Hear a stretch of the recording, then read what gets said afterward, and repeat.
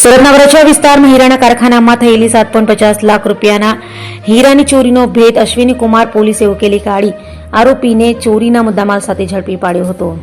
સુરતના વરાછા વિસ્તારમાં આવેલ હીરાના કારખાનામાં રાત્રિના સમયે બંધ કારખાનામાંથી 7.50 લાખ રૂપિયાના હીરાની ચોરી કરાઈ હોવાની ફરિયાદ અશ્વિની કુમાર પોલીસ મથકે નોંધાતા પોલીસે તપાસનો ધમધમાટ શરૂ કર્યો હતો। તપાસ દરમિયાન મળેલી બાતમીના આધારે પોલીસે વિજય ઉર્ફે જાડ્યો ચંદ્રવંશીને ઝડપી પાડ્યો હતો।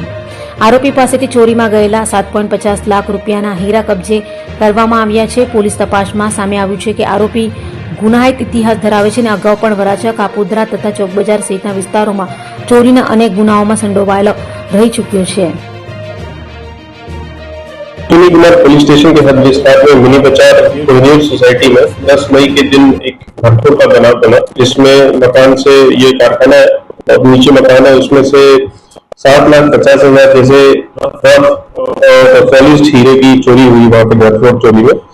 इसमें जो चोर था वो एक हिस्टोरिकल क्रिमिनल है, जिसके ऊपर ऑलरेडी 8 से ज्यादा चोरी के ऑफेंसेस और पासा जैसे गुना भी किया हुआ है। इसके ऊपर वराछा, कतारगाम और अलग अलग पुलिस स्टेशन में इसने घरफोड़ चोरी की है।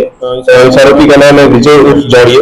इससे इसने यहाँ पे 7,50,000 की हीरे की चोरी की और फिर पुलिस ने यहाँ पे काफी मेहनत करके इस आरोपी को पकड़ा है और इसमें 100% मुद्दा माल जो पूरा 7.5 लाख का मुद्दा माल है वो पूरा का पूरा रिकवर किया है। और इस केस में यहाँ की डी स्टाफ और पीआई ने काफी अच्छी कामगिरी की है और इसको हम इस बार सारे टेक्निकल पुरावा और जो भी हमें कड़क से कड़क सजा दिलाने का काम करना है, उस तरह से हम इसमें फरियाद को इन्वेस्टिगेशन करके कोर्ट में रजू करेंगे।